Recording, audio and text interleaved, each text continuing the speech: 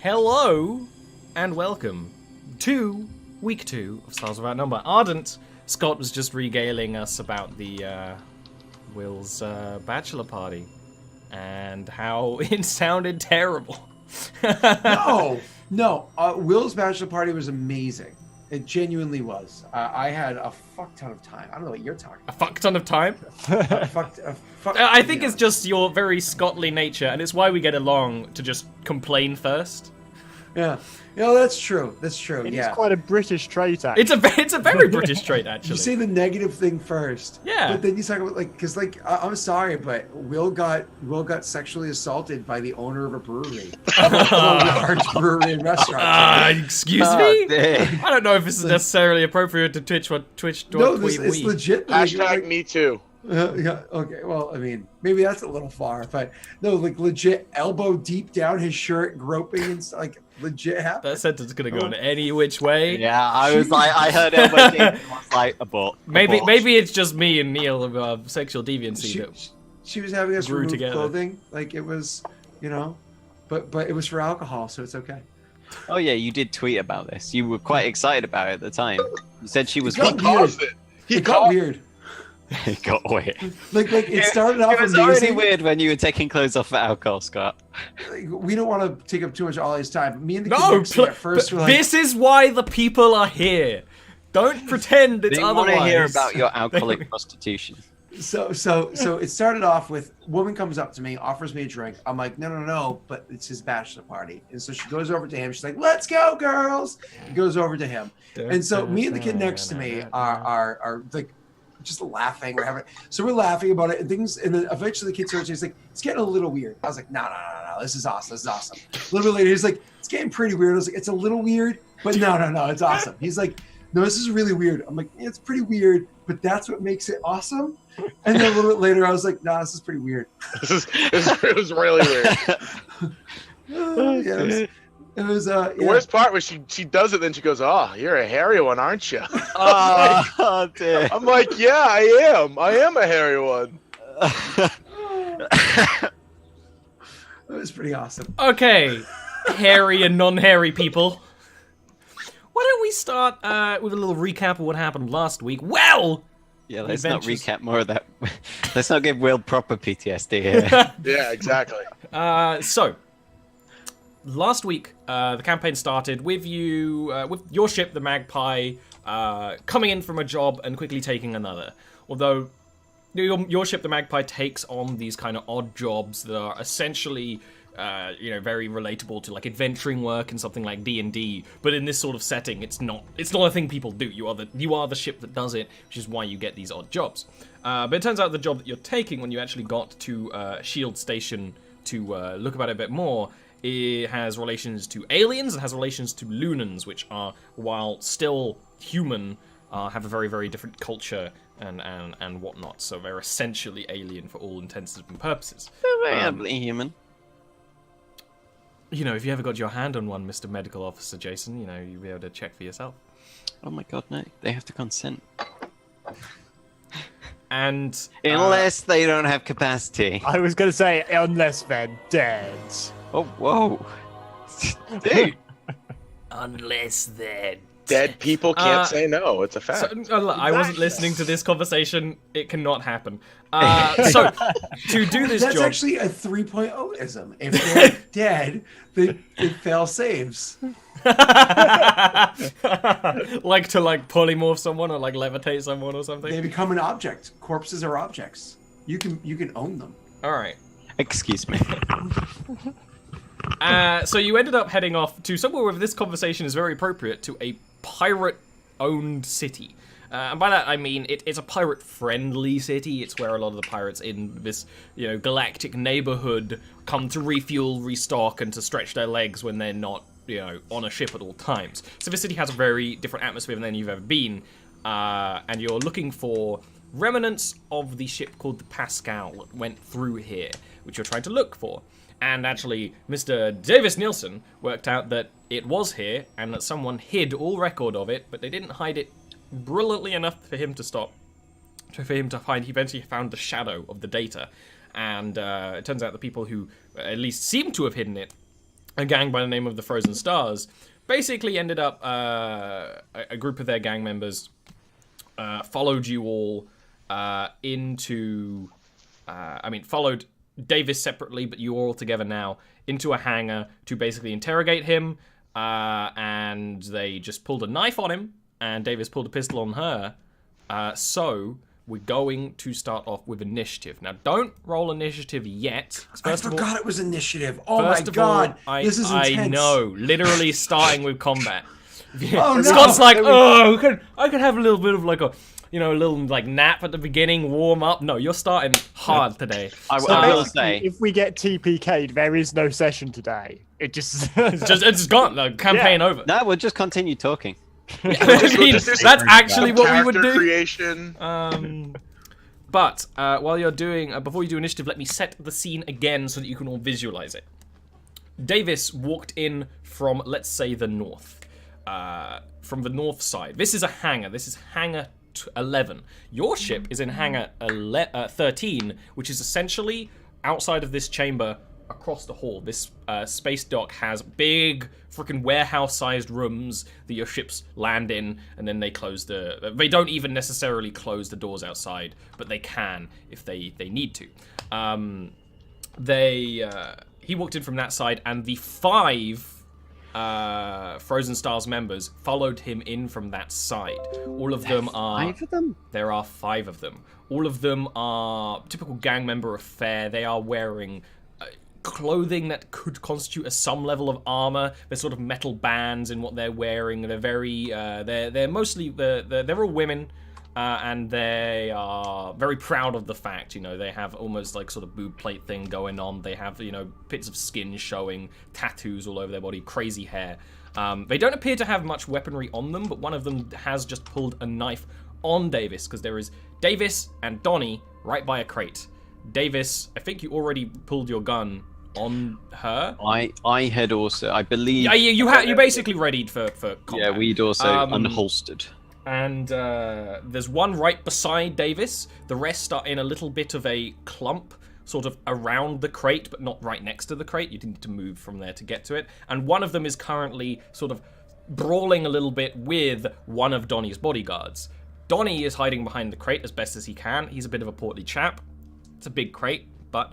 the other one of Donnie's bodyguards is with you guys, who are around 10 or so meters away. You move 10 meters with a movement action in this game. You are within 1 movement of being able to get into melee range of just about any of them. And with that, why don't we roll initiative, which in this game is a D8. You don't have tokens, so just roll it. I'm gonna have I'm actually using paper. Oh, we don't have tokens. That's funny. Not really worth it for this system, honestly. You wanted to send the result of this to the turn tracker, but there's no turn tracker. But no valid token was selected. Well, maybe I didn't want to. Roll 20. Alright, so... I clicked the token, so mine didn't even say that. Oh, you have a token? It's There's just a ship. weird... There's a ship. I use the ship. I don't know where the ship is. The ship is no longer where I left it, which is funny. Somebody moved it. It was on Pike. It was on Pike, now it's not. I saw it on Pike earlier. Where'd it go? No, that's a problem I for blame another Scott. time. I blame Well, Scott. I'm not the pilot. The pilot's an NPC. Today I made it so you could all control it, so that's not even allowed. Excuse me, communications officer. I'm gonna need you to find out where the fuck we are. And then What'd you do, I'm Scott? actually just gonna have 1 initiative between them, which is one of these. I can do this. I can go. Boop. I mean, I rolled. No, I don't need that. We might do that later on next time, but we'll do that, another time. Scott deleted the speed ship. things up a little bit. It wasn't me. It probably It was. me. I drew on the map and then I deleted all my drawings. I didn't realize. Okay, so Yep. You know what the worst part is? I probably would have gotten blamed for the drawing. no. When Neil's in a game, it's Neil. Neil draws on the map. That is what he does. I do like to draw on the maps. All I have to say is Frank. Frank also, but Frank's not in this game. Thank everyone. So it's actually Jason with the first initiative.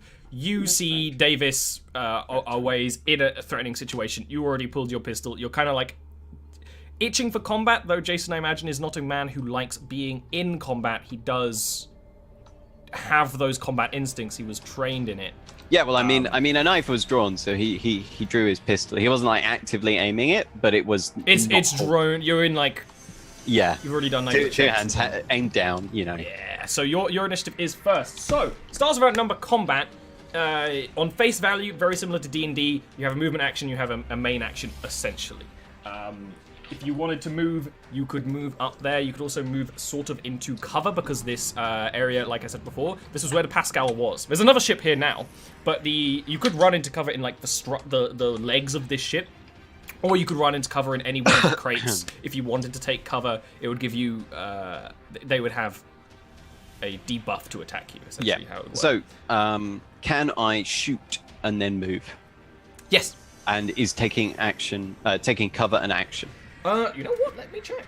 Because I don't know. I don't I should get this real book up necessarily as well, and think not just, so. There is a real good like quick ref for combat in this book. Oh, is there? Yeah. On-turn action, instant action, do-do-do-do, how to hit, club, da-da-da-da-da-da-da-da-da. It's worth reading this because if you don't know much about Stars of Number, because there's a lot of like semi-abilities everyone can have. It looks like taking regular cover is Plus 2 AC.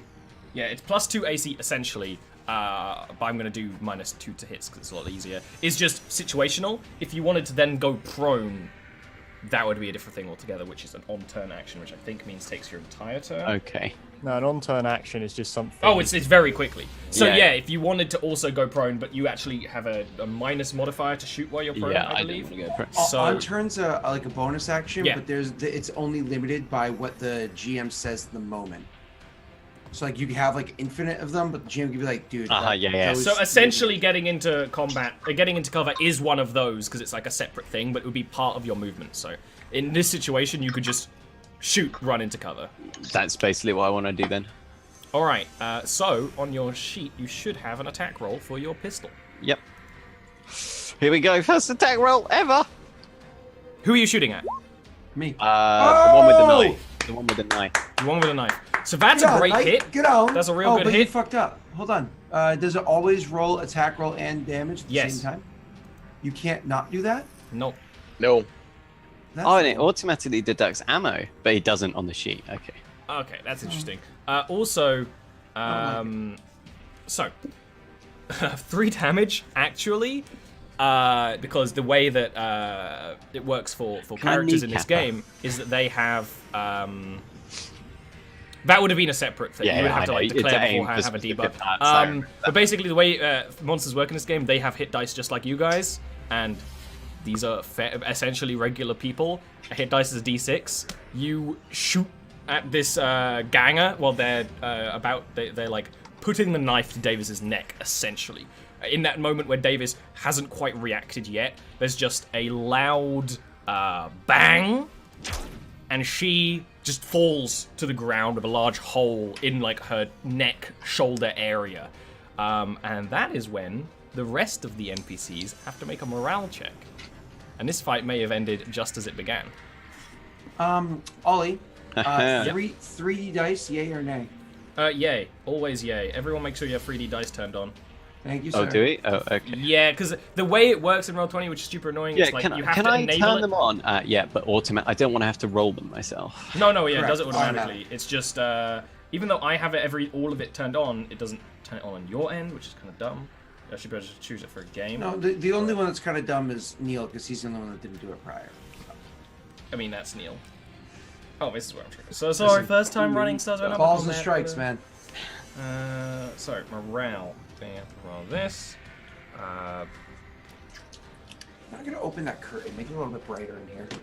No, So, don't do that. with that, they actually, the first gang member is launched down, and because of the low gravity in this area, where you have sort of like a third of Earth's gravity for comparison, the blood just sort of beads in the air in this kind of beautiful arc like ink in water. She is even like, she doesn't fall instantly to the ground completely because the momentum of a bullet of his high-tech weapons is strong, but she's like falling still. The rest of the gang members see this, and there is like a yell in the native sort of dialect here, which is, it's a little different from regular, Novus core language, and they are cementing down to a fight instead of running away in a situation where one of their comrades has just been assumedly killed. They're ready to fight back, and actually, they take the next action. You just run into cover behind one of these crates of sand. Yep. Not a problem. They are then going to act. One of them is trying to wrestle the pistol off Donnie's guard, and does. Donnie's guard has a pistol. Both of them have pistols. These women all appear to have knives. Basically wrestles that out of him, kicks him in the nuts, and runs back as far as she can towards the nearby, the hangar doors, or the distant north doors that Davis came from. One of them is going to run up to Davis, because they're quite close, and is going to attack at him with just a simple knife. What is your armor class, Mr. Davis? A 15. Ooh. She meets that exactly, which I don't remember if that's a hit or a miss in Sazerac. It's a hit, just like regular D&D. Mm-hmm. I thought so. And so she's going to do some damage. That was a D8, not a D4. That would have been pretty rough. That is going to be 3 damage, as she basically...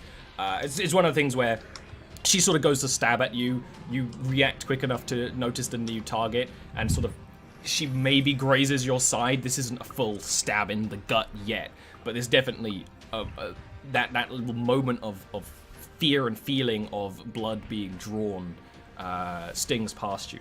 One of the other gangers is actually just going to sprint past the crate completely to Jason with the dagger. But I imagine, Jason, you basically took cover sort of like a diagonal back, so she has to use her whole turn sprinting as fast as she can. Something you definitely note, the gangers here who spend much more time on this planet have an easier time running in this gravity. They have this almost like slow motion pushing stride to their steps. And that's actually what one of them's actually kind of just going to stand and not necessarily work out what to do yet, but she pulls a dagger and is sort of watching and waiting for the situation. After that is Donnie, who doesn't do anything, and then it is Rain. Okay. You do have your big gun. We went. Yes. We went decided this at the end of the thing. Yes. So Rain, she pulls out the big old combat rifle, looking clearly a bit unhappy, sort of shakes her head and moves into cover like a bit back. And then I'm going to take a shot at the one that wrestled the pistol off Bonnie's guard and is running away. And I'm probably going to crit fail this because Ian's luck is very different in every game we've played. So it's very. Yeah. I want to know what it's like so far, but it's been pretty bad.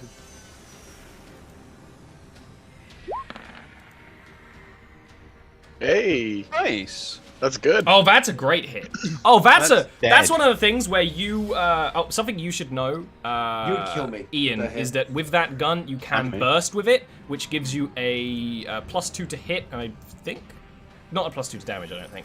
But, yes, both. Okay, +2 to hit and +2 to damage, but you use more ammo. You use like 3 ammo, but you don't need that because you just sort of like you're like, I'm not really sure if I want to do this. Line up. She's running back with the pistol, like lining up who to necessarily shoot, while sort of speaking things, maybe being the one in charge of this little racket, and just another shot. This shot like just destroys what little like the sort of breastplate sort of thing she has. Just crunch. She's launched. She actually, with the momentum of your frickin' powerful rifle, is launched against the half-closed like hangar doors, and just sort of hangs there. After that is going to be Donnie's bodyguards. One of them is going to take a shot at the girls as well. And, real good shot. He actually, the one that was kind of undecided, didn't really know what necessarily to do. He, not really being entirely allied to you guys as a party, but definitely in the fight. And you know that these bodyguards are very simple. Just sort of sees the one that isn't moving, just like, and then it actually is a shot to the head. Doesn't necessarily like right here. It's somewhere in the head area. all kind of cauliflowers out in this situation. That person also is downed. After that is going to be Davis. So how many are immediately in front of me still? You have melee range? one immediately in front of you, and one. The only other one that's alive is sprinting towards Jason. Yeah. Honestly, Jason's fine. Jason can handle himself. Which one's Jason? No. I'm just kidding. Jason has a bunch of friends around him. Yeah, so one he's immediately in front of normal. you who you are currently in combat with. They just and what are they wielding? they're wielding a simple knife. Okay. So I'm gonna like close up and get in straight up melee range with my pistol and take a shot. Yeah, and because of one of your foci, you can do that without any kind of debuffs, Exactly. negative modifiers at all. All right. I feel like I'm gonna miss. No. Oh, no, I'm wrong. That's a real good hit. It's one of the things where she's sort of stabbing at you. In this thing sort of happens in nearly the same moment. She grazes you with the knife. You feel that. You push, like, you try to basically push the pistol to sort of like her chest or belly. And she manages to sort of twist enough that you shoot and the bullet grazes her. Which, of course, a bullet from a pistol right here, even just the shooting of the pistol is like enough heat to cause serious pain. She yells out, but she doesn't fall. Okay, awesome. So take that shot because it's one of those. I'm sure he sees it, but I just say, Jason, look out! Because you are the battlefield commander, and after that is Tomaz. Tomas is gonna go up to the one that's like sprinting at Jason, and just like swing with a haymaker to knock her the fuck And it's out. be like they're running and the arm just comes out and they just like choke. Yeah. Show me that Alright. punch roll. I gotta be honest, the person I'm most excited towards seeing combat is Tom. Yeah, she's running towards like Jason, which actually means she's going to run essentially past you. You just get in her way and just go like a whack right, catch her completely off guard because she was in like bloodlust. She was like, I'm gonna have to kill you. You catch her completely off guard. She actually falls. But because of the low gravity, doesn't fall completely to the ground. Manages to almost like a cat, like get herself back on. She gets herself back on all fours and just spits out blood into the air that just sort of like mists downwards. She is not taken out with that fall damage punch. But you are essentially in melee range now. And I just kind of, I'll just keep staying there. Kind of like bring it on. Absolutely. After that is Jason. I'm just gonna check if there's a penalty for shooting into melee combat. I wanna say there is. You should check that, yeah. Yeah, it's coming up. That's why I'm doing it now. I can't look because my page is like full of healing drugs. I'm sitting here poring over my scrolls like, yes. I don't see anything immediately here, so I wouldn't worry about it now.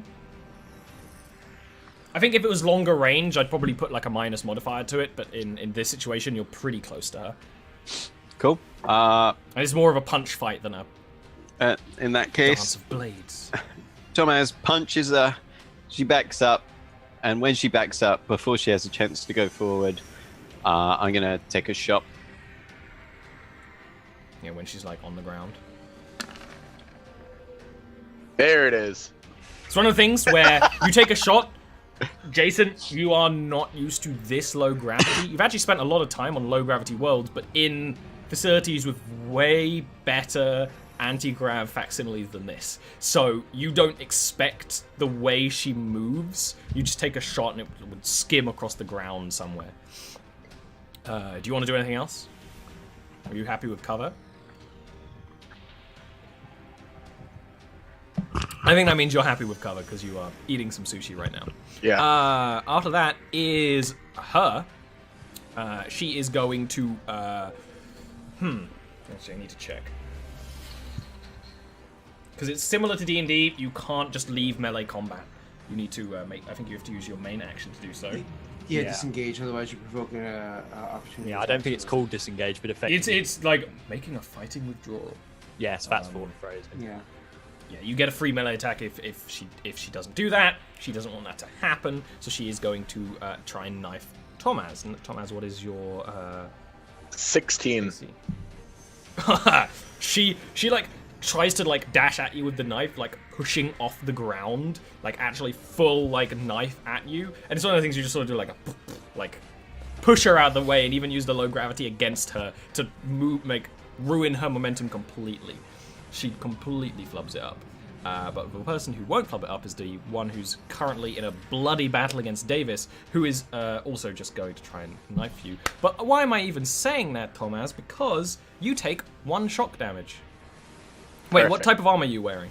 I have no armor because I have Ironhide. Which means you take shock damage. Abs of steel. So literally. one shock damage. Shock damage is essentially, if you don't know about stars in that number, melee combat to kind of balance it out in a world with guns. Even if you miss, you still hit. So it's one of the things where just obviously it's the weariness of combat, you know. Absolutely. But one fighting Davis is also going to sort of try and fight at you with the dagger. It's one of the things where like now it's almost a grapple. Not necessarily rules-wise, but like it's this very close battle where she's trying to push the knife into you, and you're trying to like get another shot off at her, and you can kind of just use enough of your force to stop her digging the knife blade into her. And I'm fairly sure your armor is advanced enough to not take shock damage from knives. So It's technically battle woven, so like it's a 15, type is right? combat armor. Yeah, 15 yeah. I think combat yours armor. doesn't take damage from knives. So at least this, like literally, just a blade. It's based off the weapon, right? Yeah, so it's if based off not the a weapon or the powered weapon, situation. She's fine. Yeah. Yeah. So and it's a little different in this setting because it's not as high tech. But it's one of the things where she's trying to push a blade into you through your armor. Your armor absorbs most of the blow. Next up is it'll be Rain. Make it rain. So 2 of them alive. One of them fighting Davis. One of them fighting Tomaz. You're Well, I closest to one fighting. figure Thomas got his forte going on fist fight, so I'm going to take a shot at the one that is fighting at Davis, and probably miss and insta kill Davis. That is exactly a hit because they are not wearing true armor. It's one of the things where there's this brawl going on, and I imagine you even like line up the shot a little bit. Yeah, and then very it's just careful not to hit Davis. a boom, and her head just literally it's like a bloody mess headshot gib. There's nothing there anymore, and her body just sort of falls to the ground, the knife clattering to the ground as well. After that is Davis. Awesome. So I'm going to, because obviously that one's dropped, and then the other one's across the way going towards Jason, correct? Yeah, Okay, so. but it's and kind of what's- in a fight with Tomaz first. Yeah, what's the distance between me and her? Around 6 meters. Oh, okay. So Yeah, I can yeah. actually close the gap between me and her. Exactly. And so we're completely surrounded. Not we're- anymore. Like, it's the last. No, they're completely. They're surrounded. My completely. apologies. She's completely surrounded. Yes. So I want to go up behind her, and I can take the shot. But I want to go up behind her and like put the gun to the back, to her back or back of her head, whatever I can cleanly get to, and then try to intimidate her to get her to stand down. What do you want me to roll? That is a strength talk, or I could allow a strength. Nah, these aren't like an organized military group, so it's a strength talk. If it was like a soldier, like I'd allow you to use like a strength lead because like you have that soldiery background as well. But So they, strength they, don't, talk. they don't have the respect for that. Okay, so I'll try that. That's like one of the worst rolls I could possibly. I know, which is why I was like, can I give you lead, which you're good at? No, I can't. Well, you could try and make a lead. You'd have a -2 on it. So I'm gonna say Should even out, I'm fairly sure, So I'm just gonna come up behind her and just say, "It's over. Stand down." And I'll roll. Or don't roll. Roll, Please roll. please. Oh wait, hold on. It's asking if I want to modify her. That's why. It's not a super specific. That's shit. I'm gonna actually It's have like, that be it's like literally one of the worst rolls I could have done. Gotta do a morale check against it. It's one of the things where in their like tongue, just like, it's never over. You killed my sisters, and she's clearly still rearing to fight, even though she's already like bleeding from the mouth. I think the way it works is I'm rolling against her morale. That's what it did. Yeah. Yeah, I think. I didn't know if her that was morale. necessarily how it meant to be, but it just makes sense. Yeah. Because NPCs have morale, and then after this is Thomas, who's right there. He's gonna give her a nice punch to knock her out. Not lethal, but to knock her out. Yeah, because you can do that because you actually use your fists instead of a gun. Yeah, I have a feeling aren't punches always non-lethal? By No, I think you have the option to go for the kill, but maybe it'd be like you need a coup de grace to go for the kill or something like that. Yeah. And that is actually not a kill. Do your punches do shock damage? I don't think yet. No, they do later, yeah. Yeah. So it's one of the things where you even like go to like punch her again, and she sort of like catches it with her hands because she dropped her knife earlier, and sort of pushes you away best she can. She kind of scrambles away a little bit from the two of you. Jason, you are in the perfect position to watch over all of this. If my internet comes back. Oh shit. Oh no. No!